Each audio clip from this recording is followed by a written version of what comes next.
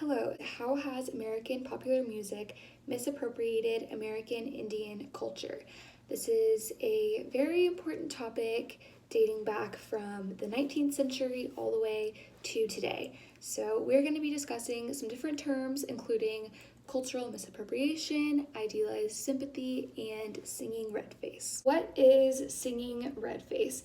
Singing red face can be compared to a more commonly known term, which is blackface. So, blackface is whenever a non black person, it's typically a white person, paints their face darker and uses different characteristics that are oftentimes extremely stereotypical of black people.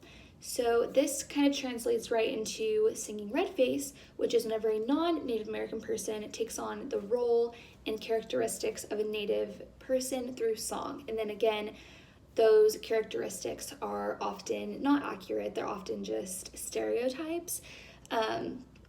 Some different examples, which we'll get into more specifics later, but some examples of singing red face are racial slurs against Native Americans that are very derogatory, and then also Thanksgiving every year. A lot of elementary schools, maybe even middle schools throughout America will perform in Thanksgiving plays, or they'll just sing songs in their classrooms. And often they're actually very insensitive to the Native American people, as well as they also portray a story of Native Americans and the white colonist, white settlers just coming together and living happily ever after. Whenever we know that's obviously not the case, and it definitely discredits a major part of the Native American story. So while some of these instances of singing red face seem very innocent and harmless, they actually are very harmful, and they have a deeper meaning that is often taught to these young kids, and then they kind of keep that throughout their life, and that can evolve into racism and more cultural misappropriation, which is not good. Misrepresentation of Native American culture through American popular music definitely didn't just start with music, and it isn't only music. It started with a lot of deep-rooted racism and a lot of ignorance. So one thing that plays a big role in this is playing Indian. So playing Indian, there's a lot of examples of this.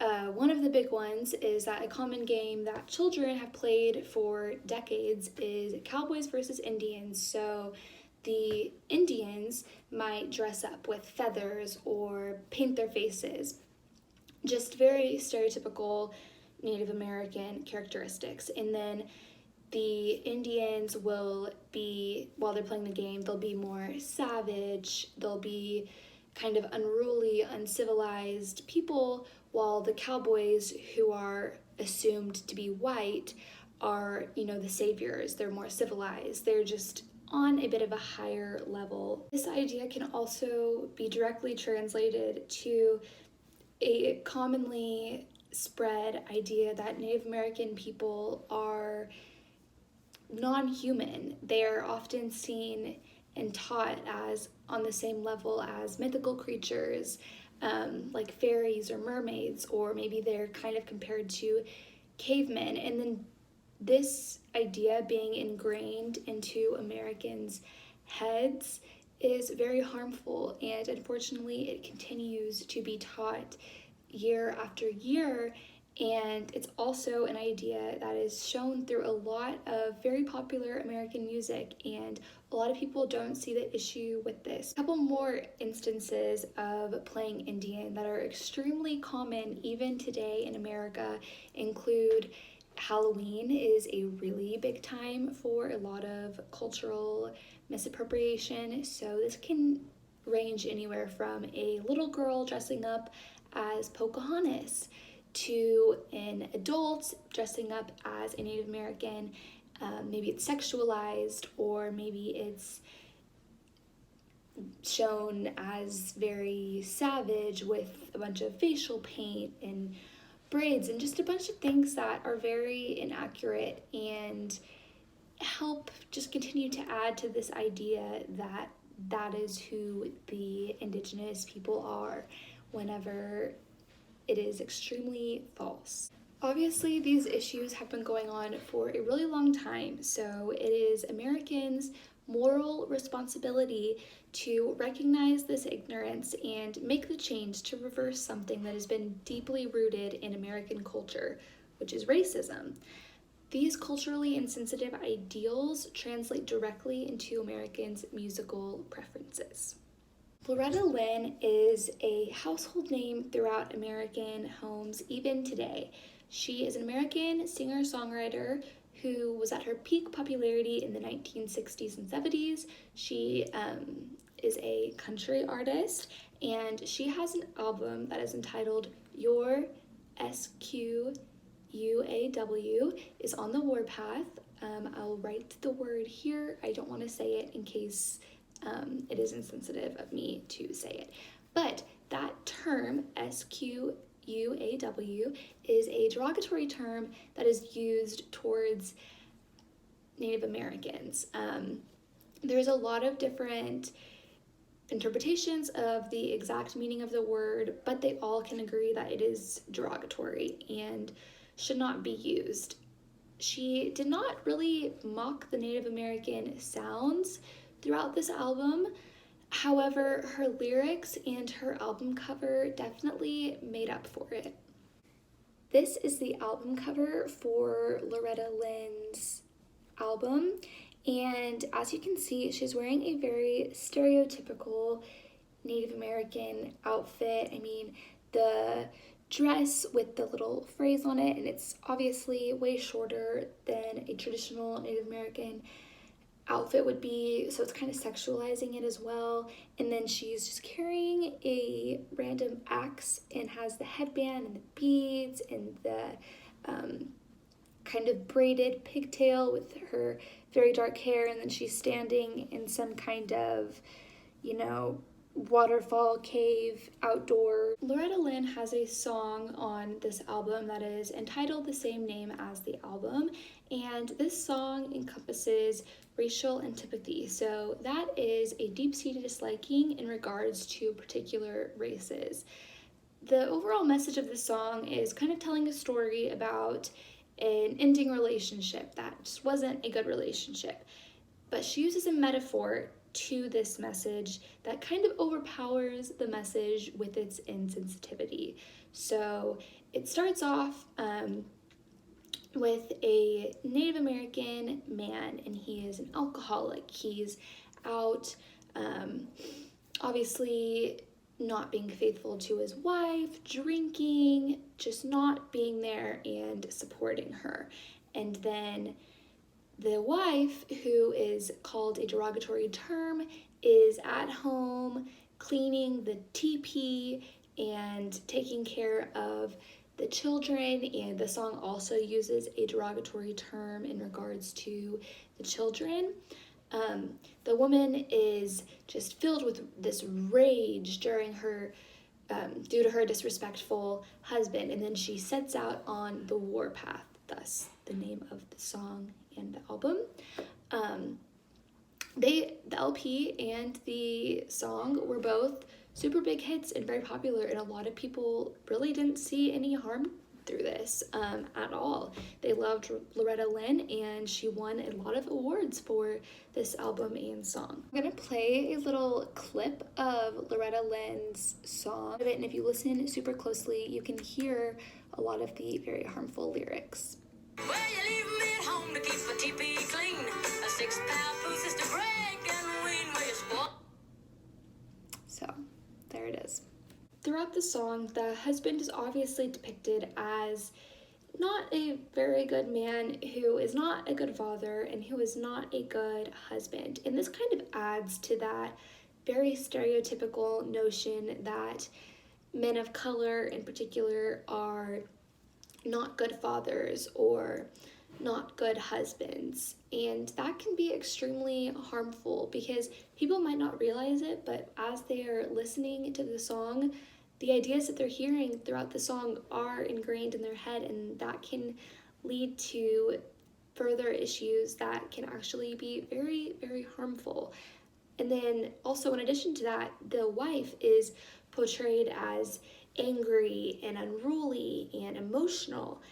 And this, again, adds to that stereotypical notion that women, in particular women of color, whenever they have an opinion or a voice or whatever, that they are just emotional and crazy and angry, full of vengeance, with sporadic emotions that are unpredictable. Again, this is extremely harmful in many ways. This just helps the objective that Native Americans are uncivilized savages that are, on a war path, which obviously is not a good message to be sending because it's not accurate. The genre of the song, like I mentioned earlier, is country, and it definitely has a very upbeat feel. Loretta Lynn's vocals are accompanied by alto male and soprano female background voices. So while the song, on the surface level can definitely seem very innocent and maybe like a catchy song, it actually has a lot of very problematic lyrics. And then in addition to the lyrics with the image of what I was saying was that the lyrics, and then in addition to the image of the album cover, are really just a prime example of the misrepresentation of Native American culture through American popular song. Shocker, Loretta Lynn was definitely not the first person to take place in using racial stereotypes as a form of song or entertainment. A really big thing in the 19th century was blackface minstrelsy, and this is whenever a white performer would paint their face black, like I mentioned earlier, blackface, and just act out, sing, dance, different forms of African American stereotypes. So they would maybe talk with a very stereotypical African American accent, or they wouldn't use correct grammar, or they would kind of caricature the different songs and dances that at the time slaves had. And the white people would sit there and they would watch it, and maybe they were blind to the racism and they didn't understand, or probably they were just racist because back in the time of slaves there was obviously, don't have to tell you, there was a bunch of issues with racism. So they would sit there and that would be their entertainment. And so looking back on that, we can see that using the misrepresentation of different cultures / races has been a big part of American history. So it's not as simple as saying we're just going to cut this out, because it is a big part of American history. It has a lot of deep-rooted issues, and sadly, a large portion of Americans today still don't really see an issue with these things, although there's obviously a big issue.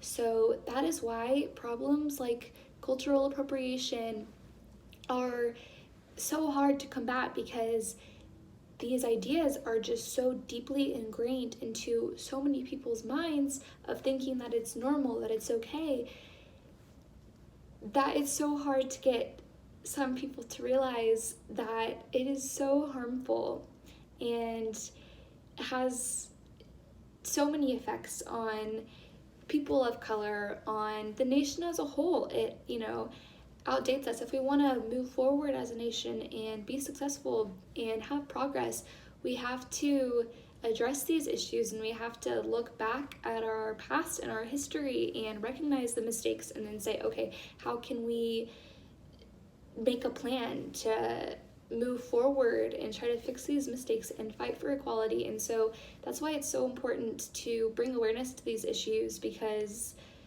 nobody else is gonna do it for you. So next we're going to be talking about the issue of idealized sympathy. I came up with a metaphor to kind of make it a little bit easier to understand. So imagine you're a middle-class American. You have a steady income, you have maybe some extra spending money every month, you live a fairly comfortable life. You're not rich, but you're not poor, you're just kind of a normal income household, and then one day you're sitting on the street and Kylie Jenner, who is a billionaire, walks up to you and she's like, I am so sorry that you are, a poverty-stricken hobo. You're forced to live on the streets. Like, I'm so sorry. Like, you must be so miserable being so poor. If she said that to you, you would be like, what? Like, I'm not poverty-stricken. I'm not a hobo. I don't live on the streets. Like, I actually have a pretty good job. I'm pretty comfortable. You wouldn't be like, oh, thank you for showing your sympathy. You would be pretty offended by her statements. So this is kind of a parallel for idealized sympathy, which is something that is often used in regards to Native Americans. So sometimes artists, musical artists, will attempt to convey Native Americans as these pitiful creatures who need saving, but that can do more harm than good. If we're wanting to create equality for Native Americans and we'll say white people, but starting off by making it seem like Native Americans are already on a lower level, that they're all poor or not as smart or not as whatever, that's not fighting for equality. That's still keeping the white supremacy above the power of Native Americans. So another way to do this, to more accurately and more properly fight for equality, is to bring awareness and to spread the news that Native American people are in fact people, and they have a really depressing history that needs to be addressed more and needs to be talked about more. And they're just as capable and competent as white people. They aren't any less anything than a white person, and that is how you fight for equality. So musical artists have a lot of power, and they have a big platform, especially white musical artists today have really big platforms. And to use that platform to spread awareness and properly display the lives of Native American people, if they did that, real change could be made. But the idealized sympathy is just not the way to do that. It honestly doesn't do anything to help. If anything, it just hurts. Another issue that has to be addressed is cultural confusion. So a couple questions to ask yourself to kind of understand this term a little bit easier are, were all of our elementary school teachers aware that they were culturally misappropriating Thanksgiving each year whenever they were teaching us these fabricated stories, or we were singing these stereotypical Native American songs? Do we really think that all of them knew exactly what they were doing when they were doing that and had a bad intention? Another question would be, did Disney star Annette Funicello recognize that her song called Indian Giver was harmful? If you don't know who she was was a Disney star back in the day who had a song that was singing red face. Do you think that her and then the other little girls that sang along to her song realized the harm that the song had? The answer is most likely no. If Americans rely on grade school teachers and entertainment services for their knowledge of Native Americans, they are bound to be uneducated, because most of the information they're going to be fed is not going to be completely accurate, and it's not going to be telling the whole story. So this is a reason why it is very important for people to spread awareness to these misappropriations. When I was younger, I definitely trusted the picture books I read and the stereotypical Native American songs that I was exposed to.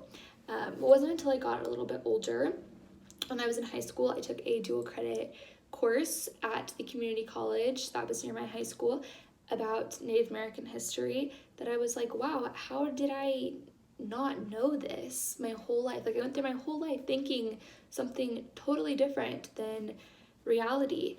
So it's not that I was walking around knowing that I had these stereotypes ingrained in my mind. It was just that that's genuinely what I was taught. So I had that cultural confusion. But it's important to educate yourself, and then once that you're educated, it is your moral responsibility to express this to friends, family, peers, etc., just, in any way that you can. So cutting out this issue of cultural confusion is very important to putting a stop to the accepted misappropriation of the Native American people. And also, just a disclaimer, obviously not everybody who is spreading these stereotypes or misrepresentations are culturally confused. A lot of it does stem from racism and intolerance, which is a much bigger issue that obviously needs to be addressed. I believe that music is beautiful and it's a very influential part of American life, and showcasing different cultures through songs can be very educational. It can be a super positive thing. It can help us grow, help us learn. But the misrepresenting of cultures or poking fun at certain races doesn't do anything positive. It just sets us backwards. So that's why it's super crucial to speak out against these instances, such as singing red face, in order to create a better world for our future generations. Uniting people through music is very powerful if it is used properly. So I think that this topic is something that's really important and is something that's really not talked about much through society. So it is important for everybody to take these lessons that they learn and then spread the word to people, because you would really be surprised how many people out there are uneducated on certain issues, especially issues regarding the Native American people. Thank you.